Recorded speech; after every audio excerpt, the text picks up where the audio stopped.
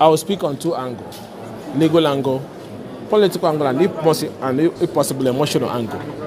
First, the president has powers to declare emergency to restore security. That power we are not contesting is clear under Section 305. Whether there have been enabling environment that warrant the declaration is a subject of debate. Yes. But the president does not have power to suspend a democratically elected governor, deputy governor, and a democratically constituted House of Assembly, despite our differences. Neither does the president have powers to appoint an administrator. Listening to the president saying, I hereby appoint that, I say, where are you coming from?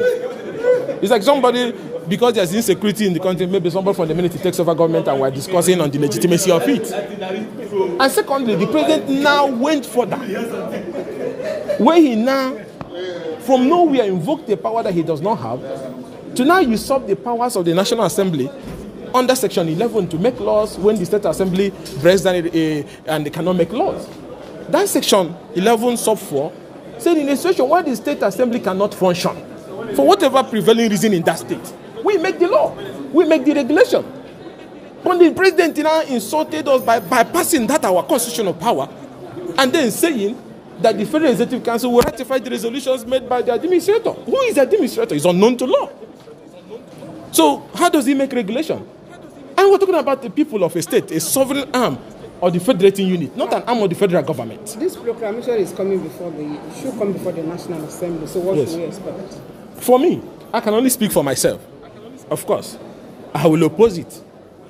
I will oppose it because, one, the president have no powers to suspend a democratically elected leader from office. Even under that section that gives us power, under 11, to make laws for the governance of a state where the State Assembly cannot work, forbids us from removing the governor or the deputy governor. Because a governor holds a sacred sovereign mandate that comes directly from the people, that can only be taken by impeachment or incapacitations or death. The very moment, and again, remember in 2013, when President Goodluck Jonathan declared emergency in Borno, Yoruba, and Adamawa, Tinubu was one of the people who vehemently resisted it and said that it is a dangerous trend that portends danger for democracy and that is diabolic. And because of that, he opposed it, even when the governors of that state, including his VP today, Shetima, was the governor of Borno State, he was in office. So we are saying that if you allow a president to wake up, a democratic president, who used to be a Democrat, suddenly inviting the military to take control of a government of a state undemocratically because he declared an emergency. Okay, today, is there a crisis in Rivers now? Are people dying on the street? Is there imminent danger? That we saw smokes from one pipeline that we didn't see whether it was broken. Was enough for Mr. President to rush to declare emergency? If the president wanted to be honest, he could have also told, when the governor called for a peace meeting, did those lawmakers come? No. When he went to present budget, did they open the gate? No. When he even wrote them for presentation today, did they open the gate? No. The president did not even mention those things in his speech. He was busy lambasting the governor, as if the governor is an appointee of the federal government. So that makes us have this feeling, some of us in the opposition, that is biased. And that is why we are saying it's very simple. There are certain things. If you remember the foundation of parliament all over the world after the French Revolution in 1776 or thereabout, that is about limiting the powers of the king that was in excess at that moment. That if that indeed is the power today, then there are some things we need to separate the issue. Section 305, powers of the president to declare emergency, not in that. But the president have no powers to suspend a democratically elected governor and deputy governor, and does not also have power to suspend a constitutional House of Assembly. I may not like that House of Assembly, but the president have no power to suspend them. And then the president does not have power to appoint a sole administrator. Neither does he have power to say that a democratically elected leader should be out of office for 6 months. Why 6 months? Is there war in that place? Is there bombing now going on now? There was nothing that warranted it. Of course, he should head to court. I'm not going to speak for him. But some of us believe that it should not only be tested in court, and it should also be resisted. So, for me, there's no way, even with a gun on my head, that I will vote in support of that, because I can't defend it to my children that a democratic president will wake up and suspend a democratic governor and a democratic House of Assembly, appointed an administrator, and then go further to say that the powers to make regulation, he's not donating the power. Where did he get that power to donate? That the administrator will make regulation, and that the administrator will send the regulation to him, because he is the one that runs the Federal Executive Council. Then he will make veto or ratify the regulation. So where does this leave us as lawmakers? Under Section 11, If the state assembly cannot function as a result of crisis in that state assembly, the power to make laws for that state assembly reverts to national assembly. No, So there's no way I can vote. There's no way I can vote that my power as a lawmaker to make regulation when the state assembly of a state is not functioning should be donated to the Federal Executive Council. So the president suspends a sitting governor in office, appoints an administrator, and then makes regulation for that state, and then oversights the administrator, and then National Assembly goes to sleep. I don't think I will vote for that. And that's why I'm speaking for myself, that I'm not going to vote for that. And I believe that any lover of democracy and constitutional governance would definitely not vote in support of that. This, yes, my offer peace, an opportunity for peace. Anything that will make peace to return to River State, will support that. But at the same time, we cannot tie ourselves to lay the foundation for constitutional crisis in the country in the long run, that anybody can suspend it. Even the parliament can be suspended under one guise or the other. So the limitation, there must be limitations. And that is why I said the condition, nobody can take control of any section of this country, any government of this country, without the democratically conditions spelled out in the constitution. So if you look at the provision in section 11, that power to make regulation or make laws where a state assembly is not working rests with the National Assembly. If you also look at section 305, there is no place where he gathers the power for him to go and then remove a sitting governor, appoint a administrator, and then make regulation for that state. Now, how do you explain the fact that the leadership of the National Assembly was at that meeting where that decision was taken? That is why I said parliamentary business, consultation is allowed. So if he consulted some people, fine and good. It's good that he consults. So when you finish consulting, they will brief for. That is why if you go to our rule book, before emergency declarations can be considered, we go into executive session. So I believe that whatever that must have discussed in that their consultation, when we go into executive session tomorrow, they will brief us on what he told them, so we can see from their own angle. So when we are seeing from the angle of the leadership, we'll merge it with the provisions of the constitution.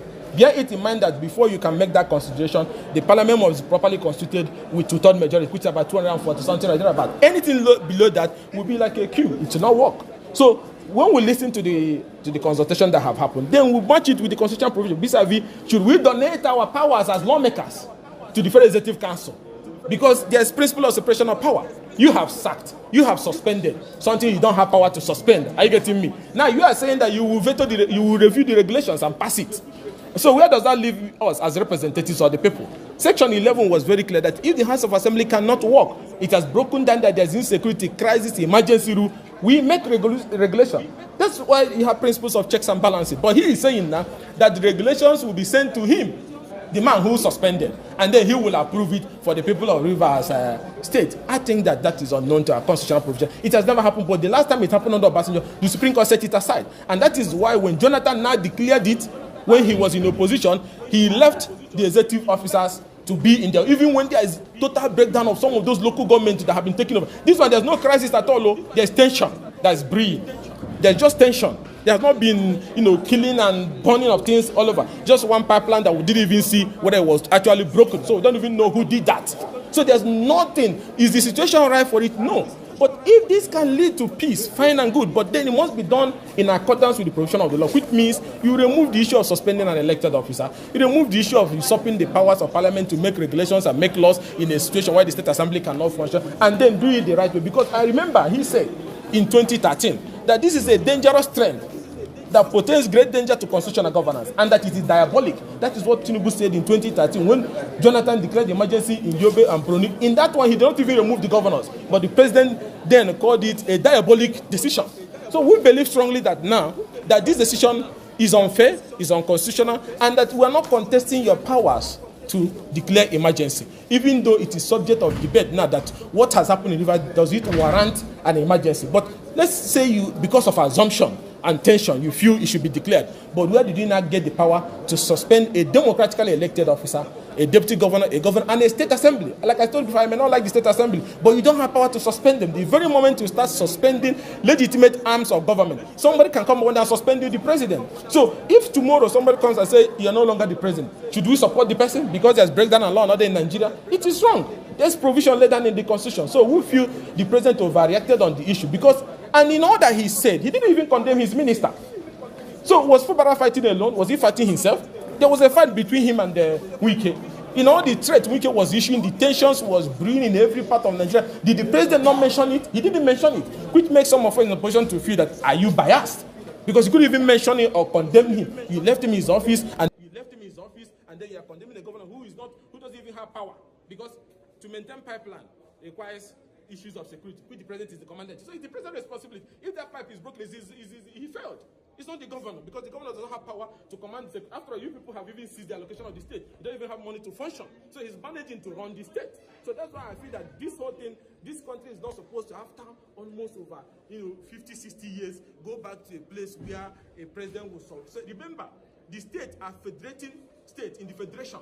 They are not an arm of the federal government. So they are part of the federation, and that's why I feel strongly that you overreacted, and that should be addressed. Thank you, sir. Thank you, sir. First, the reaction to the president's declaration. I think as a responsible leader, a step has to be taken towards resolving that impasse. As we all see, it's becoming very worrisome and becoming a threat to the democracy itself. So I think that the step the president has taken is just to ensure that we put a halt to that. I think in my view, that of course there are opinions that maybe it's against the constitution, and all of that. I'm not a lawyer. I've not looked at that very deeply. But whatever it is, that can be tested. But a leader has to take a step, and I think that is what has happened. In terms of it coming to the House, we also expected that will happen today, but it has not happened. But I think the law also allows that can be done within 48 hours. So the 48 hours is still within the time frame. So let's see what happens tomorrow, and then we can take it off from there. Now, do you think this declaration has doused tension? What impact has it made, or will it make? Well, from what I've heard so far, I think it has. The issue of will somebody be impeached tomorrow, will it not be impeached, all of that is off the table now. I think it is, of course, that cannot be the only solution. There will have to be so many other things that will happen after that. So we expect all of those consultations and amends. We expect all of those ones to start happening, and that is why there has a time frame of 6 months. So we expect that within now and then the 6 months, some of those problems will be resolved, so that by the time they are getting back, hopefully after 6 months, everything should get normal. So definitely, I think we should douse tension. Did some members avoid plenary today so that there will not be quorum? No, I don't think so. I mean, you can see that there are quite a number of people there. People are actually waiting that it was going to be tabled. So I don't think there was anything about people avoiding because they are not quorum. So for the communication does not come tomorrow. Well, don't let us go into that. The law says that it must come, and I know that the president is a Democrat, and he will do what is necessary. So then, when it eventually comes, Sorry? Yesterday, and it will be read today on the floor. Well, it has not come, so there must be a reason for that. I've not asked the spokesman what was responsible for that. But the most important thing is that there is no communication today. I think we should just rest it at that. Then finally, sir, will the president get to take majority from the House to support that motion? Whether the president will get majority from the House? According to the Constitution, to support it. Well, I should think so, but we have to wait for the line of debate when it is finally read. I should think so, but, from the point of view that the step was taken to avert the crisis that we have on our hand. If there are other reasons why anybody think that it's not proper, they will come and table it, and then it will be debated. But in my view, I think it should. So how relevant is the state of emergency? It is important. It is good, and I think it is needed for this time. Other things we can talk about it, but definitely a step needs to be taken. Already, as of yesterday morning, the petrol lines, oil lines have been bombed. We cannot continue along that line. So it's a step that needs to be taken. And I think it's been taken. What comes after that? Let's wait till tomorrow. Then we'll Thank you very much. My name is Ikenga Imo Ugochinyere. Thank you.